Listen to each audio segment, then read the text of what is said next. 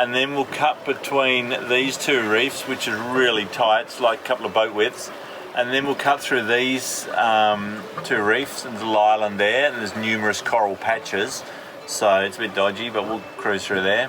So I thought I'd build a quick VHF antenna out of a bit of coax. So that's how you put one of these connectors on.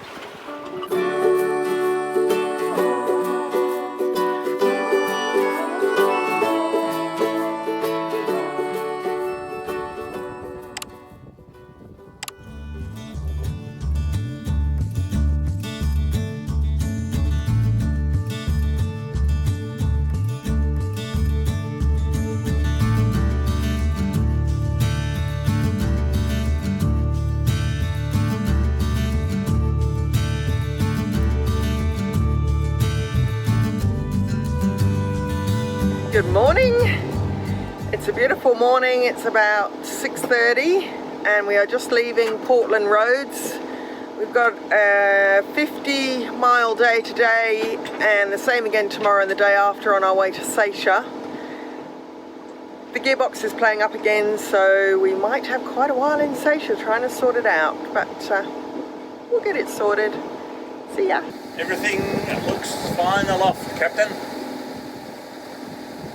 It's just starting to rain again. This wasn't in the brochure, this rain. It's the middle of the wet season, dry season. It couldn't be a drier part of the dry season, but it is renowned for rain up here. I remember on many, many tours, we'd get up here, up to Archer River, and it would rain. And then we'd leave Archer River, we'd just be coming through the Portland Roads hills, where the Lockhart River turnoff is, and it would rain.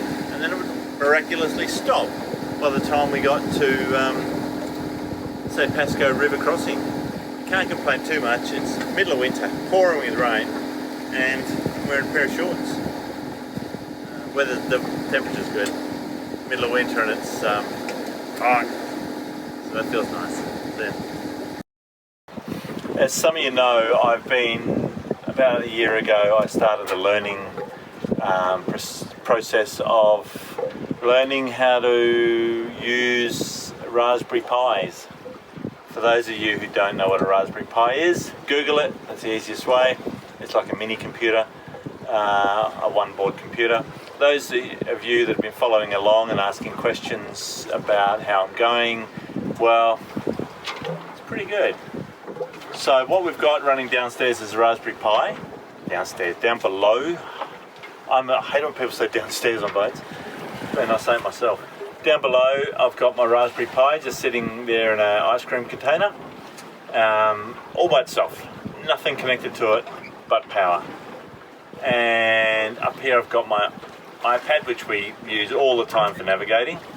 So what I'm going to do now is I'm going to VNC into the Raspberry Pi, because it's got its own VNC server, so we can remotely hook into it here. So we just double click on that, then there she comes, tells me there's one connected. So I've got a mouse here, and the mouse is wirelessly hooked into the Raspberry Pi. I can do it on screen with touchscreen, but it's a bit easier just to use a mouse.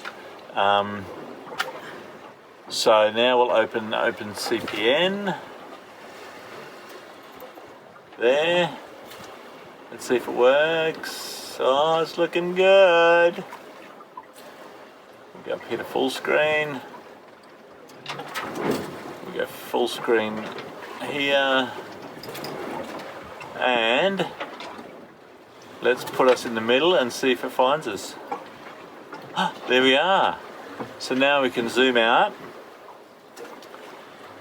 And at the moment I'm using a satellite image, but I can switch that over here to my chart groups, to Navionics, or to Navionics sonar chart.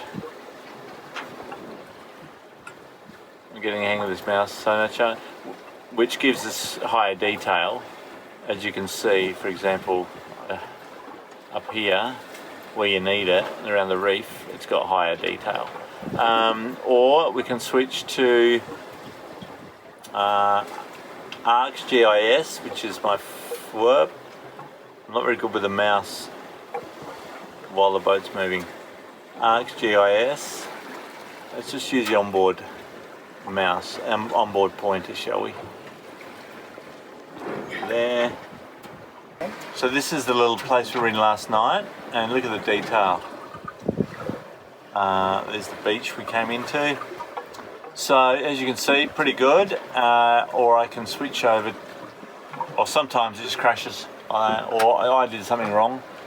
I think I did something wrong there. Let's go back up to... I'm still learning, but anyway, we've now got, it just crashed. OpenCPN does that a little bit. It's an old version I'm using. So, where's my mouse gone? I'm trying to do stuff that I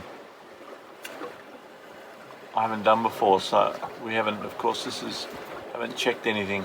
And then I can go to things like, I can go to chart groups, get in there. CM93, which all sailors use, which is pretty basic mapping, but it's the whole world. Great for planning. Or I can go to the Australian charts, old ones. I've got a couple of. There we go. I can do route planning and stuff on here. We can also, the one thing that's nice now up here, like there won't be any vessels around. I've already checked this morning, but I can go. Now I can't see because Wendy got the camera. There we go. And I can check here if there's any AISs. No ships around, target count of 0. But when there are ships around, they'll come up my screen here, because as you can see, we are in a shipping lane. This is a major shipping lane just here. So all the ships that come inside the reef down the coast all come down here. And we're just going to stay outside the shipping lane for most of the day, but later on as we get north we'll have to cross it, so it's good to know where all the ships are. Anyway, I'll go back to Navionics, which is our basic one we always use. We've used since we left Panama, in fact. We've got all the proper Ray Marine stuff down below, but this is what we use for 99.9% of our navigation. The other 0.1% we use our phone. So you don't really need to be all that high tech these days, because it's all on your phone or on your iPad. And if you get bored, you can read a book on the iPad. I've got Captain Cook's log on here, and King, and Banks's log, and I've also got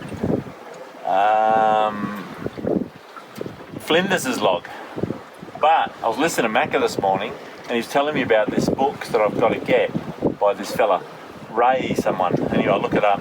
And he sort of disseminated Captain Cook's log and Solander's log, and he was a doctor on board, and Banks's log, he was a botanist on board, and sort of put them together into a storyline, not changing any of the information or dramatising it, but just making it so that the three logs went together, and then putting his own interpretation, and he's a sailor, so putting his own interpretation into the mix, so it reads as a chronological story about the first voyage. I've got to get the book. Macca raved about it this morning, and I'm a bit of a Macca aficionado, so I don't know, it might have been when I was in Cooktown and I was chatting to him on the wireless, and I was talking about Cook and stuff, and that might have spurred him to, he was reading a bit of his log this morning, to do a bit about it. Not Captain Cook, because he was Lieutenant Cook at the time. He wasn't a captain. He didn't become a captain until he got back to England for his second voyage. Anyway, that's enough of my waffling. We are heading, as Wendy said, we're heading off to that north way, to wherever we end up today, because this says we're going to get there way after dark, so we're going to have to find somewhere else to drop the pick. Anyway, see ya. So I'll give you a quick update on where we're going today. So I'll zoom out the whole route. As you can see, it's a fairly big one. It goes from down here. It nearly spilled me coffee. It goes from down, and thanks to the people from Sailing Vessel Peach for the cups. Really lovely people. Catch up with them soon, so all you guys will get to meet the people from Peach. They're lovely. So we're going from here to here. In a nutshell, it's from Portland Roads to Shelbourne Bay. We've got quite a bit of reef to dodge today. We've got to dodge this first reef coming up. Then we'll come up here past another reef. Then we'll cross the major shipping channel. Then we'll stay close to the lee of this reef, and then we'll cut between these two reefs, which is really tight. It's like a couple of boat widths, and then we'll cut through these two reefs and the little island there, and there's numerous coral patches, so it's a bit dodgy, but we'll cruise through there. And then we'll come up here and we'll squeeze between these two reefs, and then we'll squeeze between these two reefs. Then we'll squeeze between this reef and this island, and then we'll squeeze between this reef and this island. That's really narrow. And then we'll come between the mainland and this reef, and then we'll simply just come around here, miss these shoals, miss this reef. Actually, Sunday Island, there's a story. I hope you're ready for one. Sunday Island here, which is just, I'll finish my story where we're going. So we're going up past Sunday Island, hooking around Rodney Island and tucking in behind the point here at Round Point. But anyway, let's go back to Sunday Island. Sunday Island is where poor old Captain Bligh, we've all heard of the mutiny on the Bounty and Captain Bligh. Well, we'll go back a little bit further actually. Oh, spin around guys, have a look at this. So, as you can see here, you've got the rock on the far left is Resolution Rock. The island at the back, the tallest island, is Resolution Island. Now, when Captain Bligh and his few followers, I can't remember how many men he went with, but they set off, the mutiny happened, he was set off in a longboat, and off he went to find land and salvation. And he ended up on that island, Resolution Island. And he got this is 1789? So Cook had been through a couple of times, a couple of other fellas had been down and checked to join out, and they'd made friends with some Aboriginals in the area, and they helped Bligh. Just go back here. Can you turn the screen slightly more this way? There we go, thank you. I'll just go back there so make sure I'm not going to hit any reef. So anyway, Resolution Island. It's a bit rolly here. Captain Bligh landed on that island from way out there in the Pacific. Got his stuff together, off he went, and between Resolution Island and Sunday Island, which I showed you here earlier on the chart, isn't much distance. Sunday Island is there, Resolution Island is there. So we've got a distance there of about half a hand. So anyway, he sailed off from Resolution Island, and woe is he, second mutiny. He had another mutiny on Sunday Island. I haven't read any further because it was only last night, just before I went to bed. I was reading a bit about the history up around here, and I read that he had his second mutiny on Sunday Island. So I'll read some more about that. I'll get the old Wikipedia out. We have on board, by the way, I know I go off for tangents, we have 100% full copy, legal, of Wikipedia on one of those memory sticks drives, thumb drive, whatever they're called, USB sticks. All the Wikipedia, including the pictures of all man's knowledge on a USB stick. Because that's one thing, when you're out here and you want to know something, you can't just Google it. You can't just phone a friend.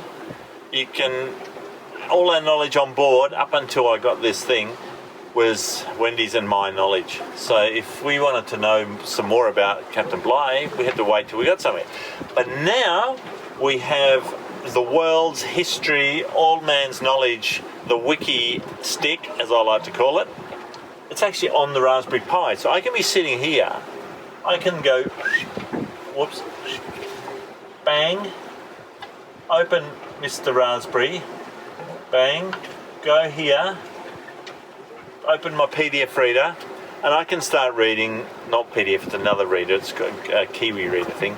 G'day to our fellow Kiwis, and you Baz, still stuck over there.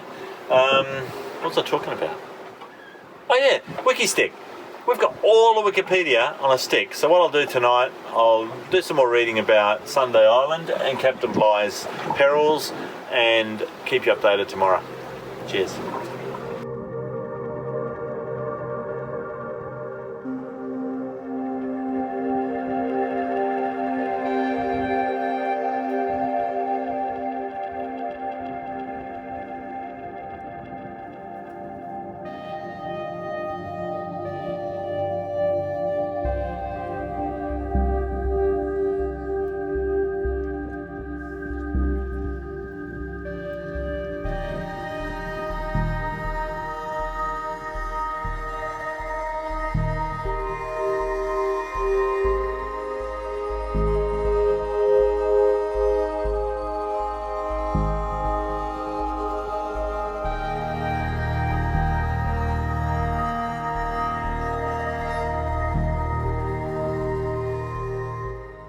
So as you can see here on the screen, we're sneaking between this reef and the rocks.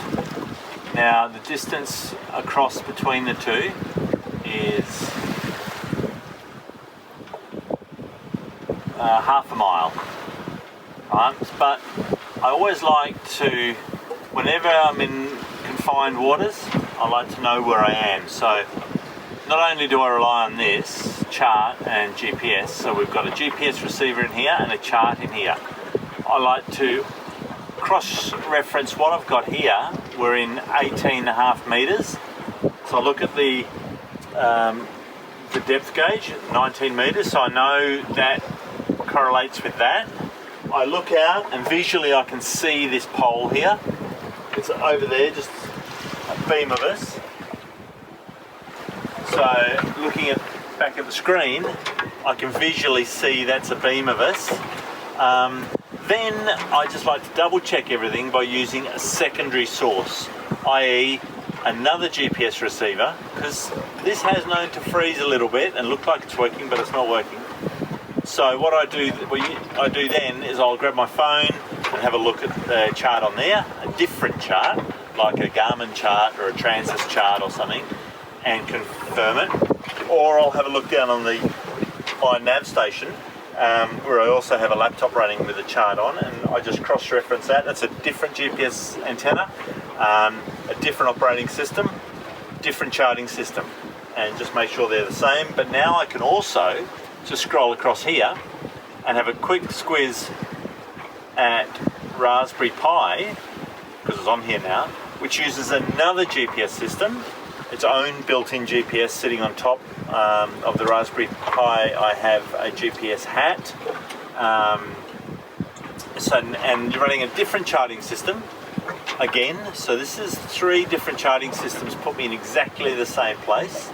Now I know you'll all say there's a common denominator there. The GPS satellites could be out. Now, yeah, 20-30 years ago when I was first installing GPS systems on commercial boats, we did have times, they were in the selective availability days when the US government turned off accurate GPS for non-military people. But now that selective availability has been discontinued for a long time, and we've got fairly good GPS accuracy. I've got an alarm set on my system downstairs that tells me if the accuracy, the HDOP and VDOP get outside of a certain range, an alarm goes off to tell me the accuracy of GPS has been degraded. But with the With this, it only uses the Navstar system, which is the original geostationary satellite system. With the Raspberry Pi, I'm using 3 different GPS systems. I'm using the American GPS satellite system, the Russian GLONASS system, and the European system, all intertwined. So it's receiving from 3 different GPS systems. And if that's all correlating with the 3 different charts and what I'm seeing visually, and the depth correlates, I'm pretty well 99.99% sure that I am in that safe position. Okay, there's one more limiting factor to all this: the accuracy of the charts. But if you look at the paper chart, it has a ABCD system through this part of the world, which tells you the guaranteed accuracy of the charts. We're in a B zone at the moment, so the accuracy is 250 meters. Someone will bring, I think it's 500 meters. So that's the worst case scenario. No, we're in an A system, 50 meter accuracy, because we're within a mile of a shipping channel. So I know that these charts, maximum discrepancy can be 50 meters. Now we've got a big fudge factor of half a mile, which is equal to 1 kilometer, let's say, 1,000 meters. We've got a 50 meter accuracy, so that's 5 and 100, that's 20, it's 2%. So we've got 2% accuracy, 2% accuracy, right? No, 2% inaccuracy factor. So I'm pretty 100% sure that we are in exactly where this is, and that we are safe. Keep looking back at the sounder, no change. We're in area where there shouldn't be any change. So yeah, just a little update on how, I mean, I could be taking, like we used to in coastal navigation, I'd take a fix from that hill over there, I'll take a fix from that point, and then I'll take a fix from that marker on the reef, triangulate those 3 points, and that puts me in because they're at a fairly good large angles, that would give me a pretty good accuracy on a paper chart. We don't need to do that anymore. So this is my way of feeling safe in these waters, because they are pretty tight waters out here through the barrier reef. There are wrecks everywhere. As we get out of this barrier reef area into uncharted waters after the Torres Strait, it starts to get a lot of uncharted waters out here. I mean, we only have to go and scoot over to the right here a bit, and you've got a massive area. I'll just go back to Raspberry Pi. You've got a massive area here of all this unsurveyed. I mean, it's the size of a small country, unsurveyed. But as we head further north, we'll be going through more unsurveyed country. Then I have 3 different levels of satellite imagery at really high resolution to look at. I have Navionics sonar chart, which is it's like a crowdsourced bathymetric data for charts, where if I'm going across an area and with my Ray Marine sounder that I haven't put in yet, and all the data that gathers, I'm just going to go back and make sure we're still safe, and all the data that gathers goes uploaded to Navionics. They disseminate all that information coming in, cross-reference it with other people's bathymetric data from the same region, and if it all agrees from reliable sources and there's enough source, then that data gets printed on the Navionics charts as accurate data for unsurveyed areas. It's still, I still take it with a pinch, because I've come across in the Kimberley areas where it shows on sonar chart that it's deep water, but you have a look on the satellite imagery and you can see a reef there that's clearly visible from outer space, so it can't be too deep. So anyway, I'm going off on another tangent. That's how I feel comfortable with going through these tight areas, by cross-referencing, cross-checking the whole time. Just thought I'd update, because a lot of people ask how we do things. That's how we do that one. So yeah.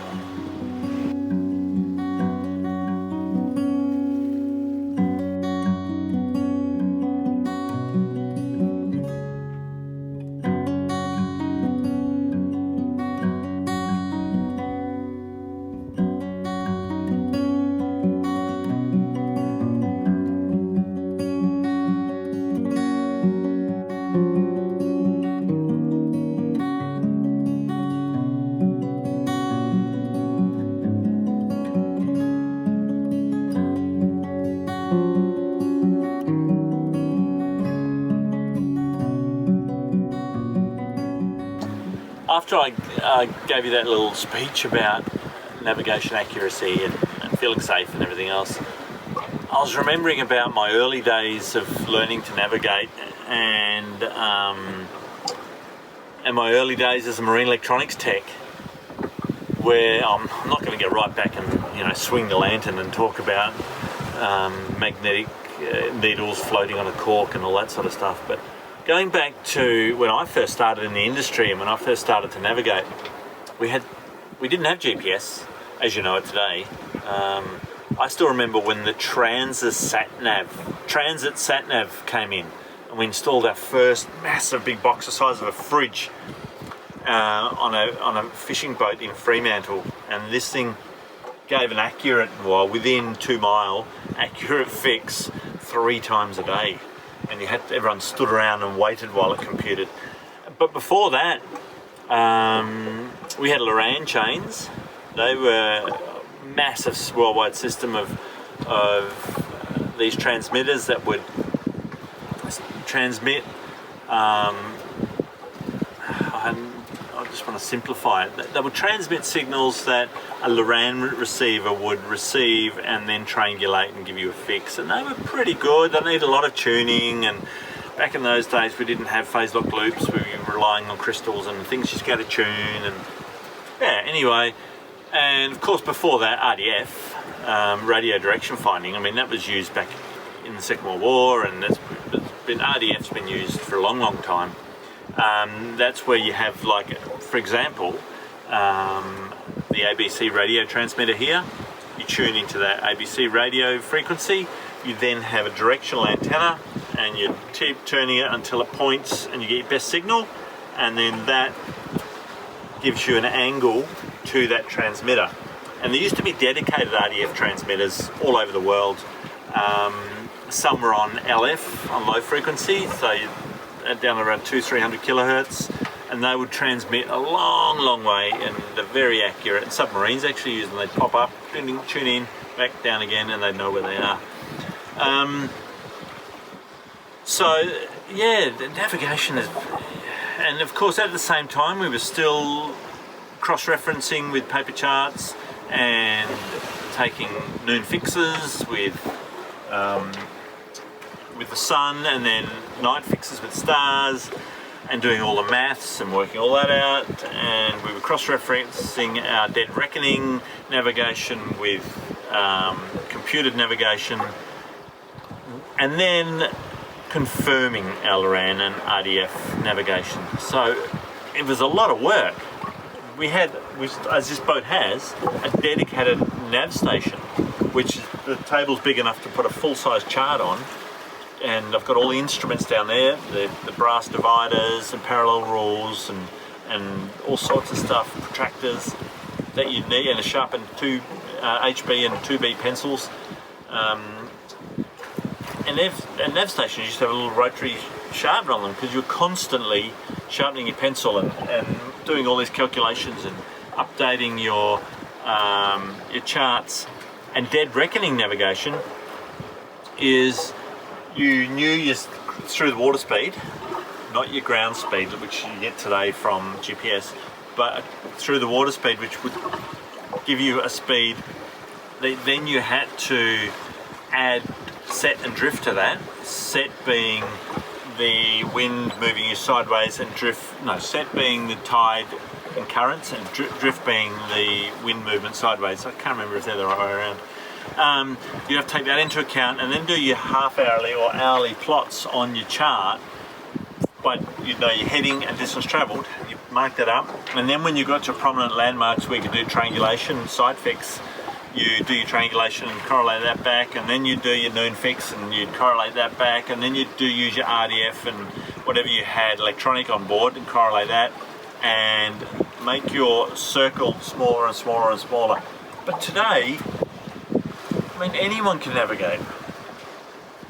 All you need is a phone and an iPad, and anyone's a skipper, which is dangerous too, because a lot of people have forgotten the things you've got to look out for. But anyway, I won't get into all that. So yeah, I was just reflecting on, I started in my navigation when I was 15, so that's a long time ago. And I also started my marine electronics when I was 16, and that was a long time ago. So 42 years ago is when I started in the navigation industry, and how it has changed so much and become so reliable, and it's opened the world up to so many more people. You didn't have to be no longer you have to take any navigation courses.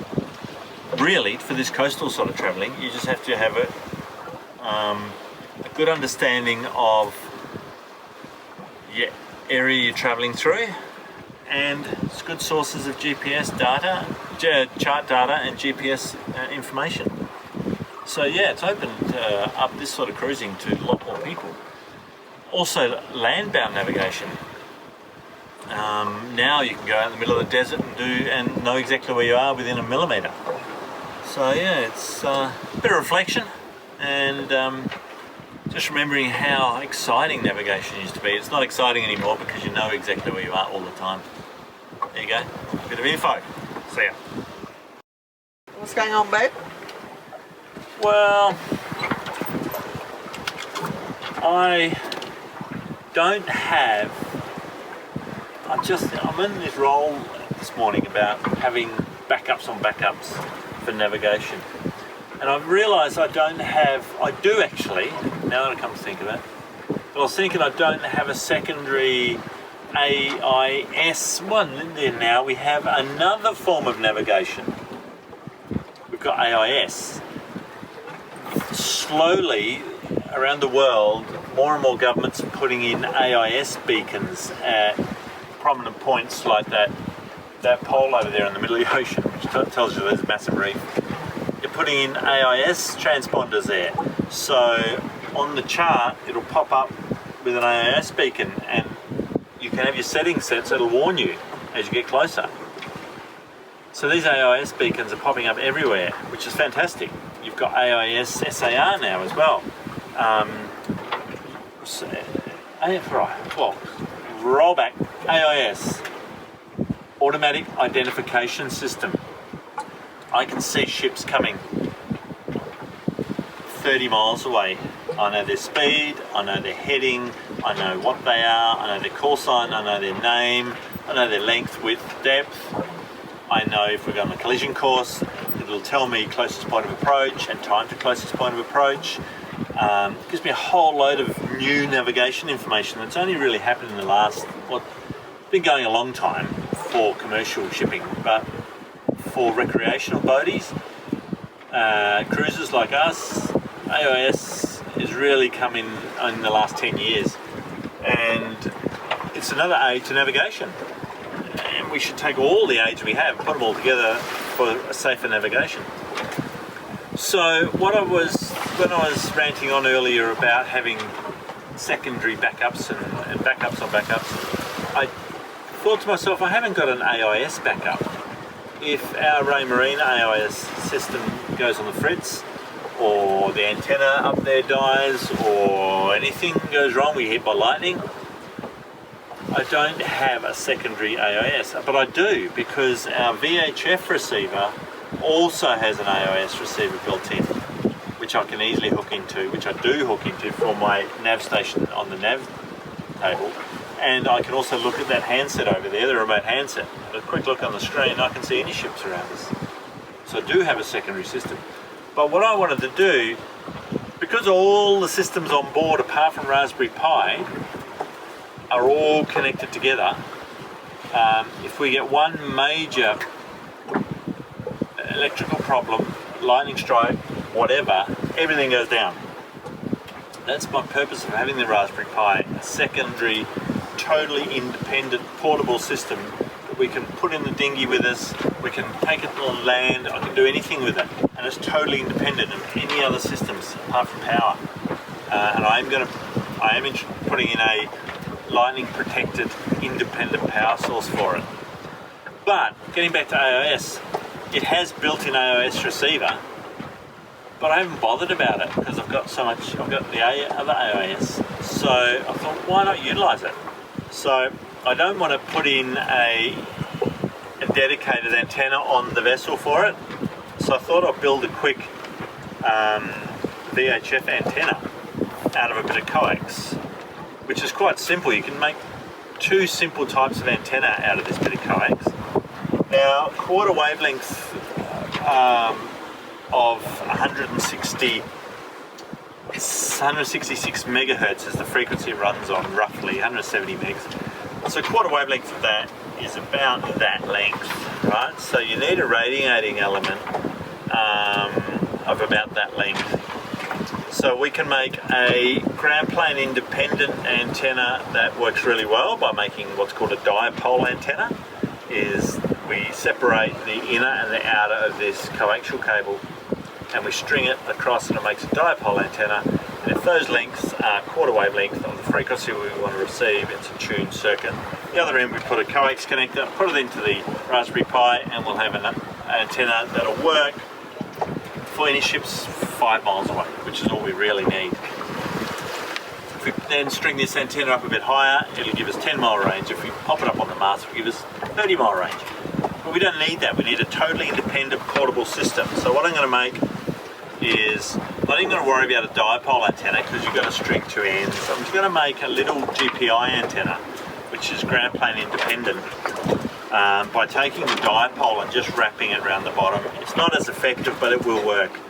And that's my next thing, to make this antenna.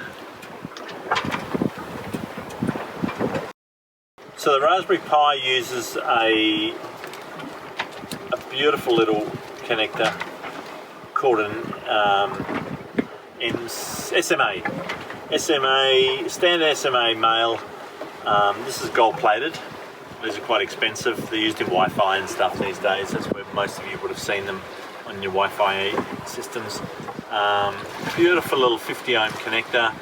This one's all gold, so it's very good, very also expensive. I happen to have a heap on board, as you do.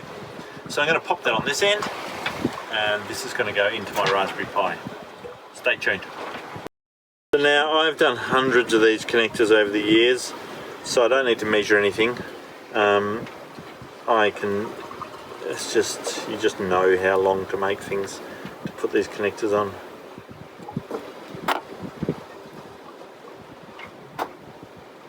So what I'm doing here is I'm separating the inner and the outer of the this. To put a pin on this end.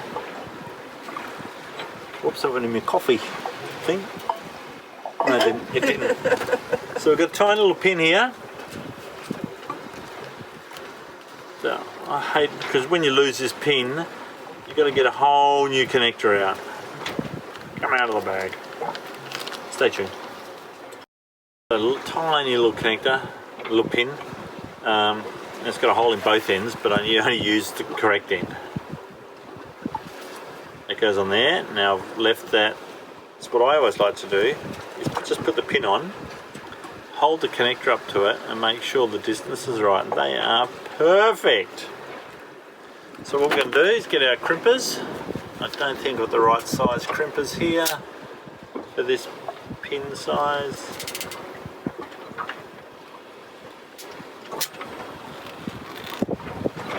No, I don't. So I'm going to have to go get me other crimpers. So just before I did the final crimp on that connector, I realised I was using the wrong connector. I was using a reverse SMA because I said I had a hole down each end of the pin, and the proper connector doesn't. It has a pin on one end and a hole for the cable on the other end. So I've gone down and got the correct connector now, the other one back. It's about to enter a shipping channel, so I'll go and check in a minute to make sure there's no ships coming. Before I do that, I will crimp this connector on. No.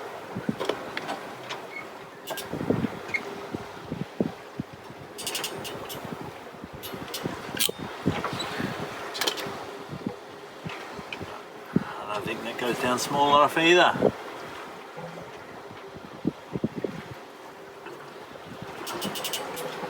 So I've got a dedicated pair of crimpers for doing these particular connectors. But I thought I'm not going to be doing any of these connectors while I'm on the boat, so I left them behind. So what I'm going to do now is solder this little pin on here. So I need to put it in my vise.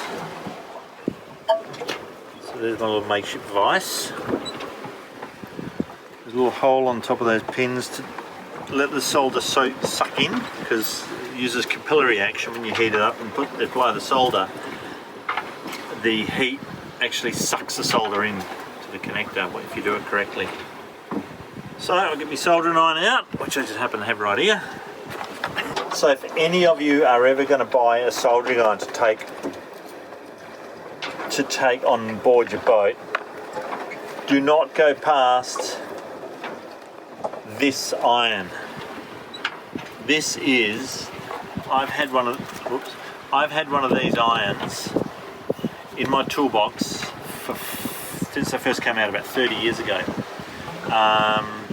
Portasol, Weller, everyone makes them now. They used to be just made by Weller. Make sure you get the one with a stand, right? So that when it's red hot, you can put it somewhere without it burning. But these are the best soldering iron for a boat, because they'll work in wind. You also get in the little kit here, you get the big tip, which is the one I like to use. You get a fine tip for doing fine soldering work, like when you're working on fine electronics. You get a rope cutter, which is you can use for cutting rope. You get a blower, 2 different blower sizes for doing heat shrink and things. So I'm just going to put all this stuff back in here before it falls out. You also get a little guard when you're using your blower. It slips on there and you can just run your heat shrink. It sort of gives you heat both sides. I never use it. So that lives in there. Yeah, the best soldering iron for boats. Portasol. They just work. I was doing some soldering up on the nav lights the other day, and it was blowing 30 knots. And I was soldering these fairly heavy wires. No worries at all. Voila. Is that it? That's all you do. You just get enough heat on the pin, bit of solder on there, and it just sucks straight in. So if all things are right, I shouldn't be able to take this off. No, it's stuck on there. Oh, good. So now I'm just going to clean this up, get the knife and just take off any little dags. Now I was saying about the hot iron. So this is red hot at the moment. What you can do is you can flip that little stand out and it'll just stay there.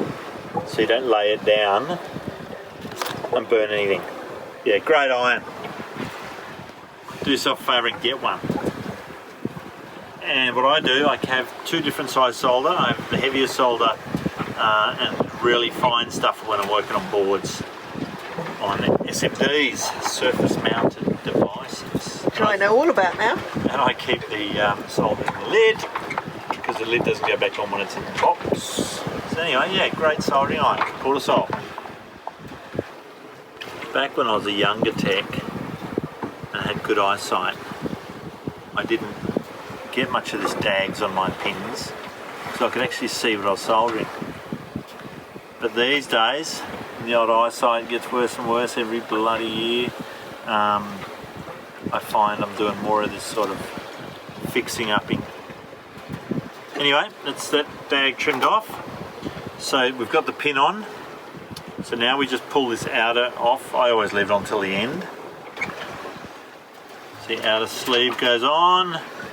Peel this back a bit, because you don't want any of this going down. I'm not going to teach any of you how to put a connector on. So we just do that. We get the connector, slips on there, and then the pin will click in. There we go, pin has clicked in. The pin should be just below the surface level. Blade on the outside, pins in, slide that over. Get the correct crimpers. These ones. Put your crimper on. Crimp it down. Now see how it leaves that little bit at the end? You want that. You don't want to crimp it right at the end so that you don't have that, because that gives that a little bit of flex. Right? If you have it crimped hard down there, it makes a right angle and it'll wear. So that's how you put one of these connectors on.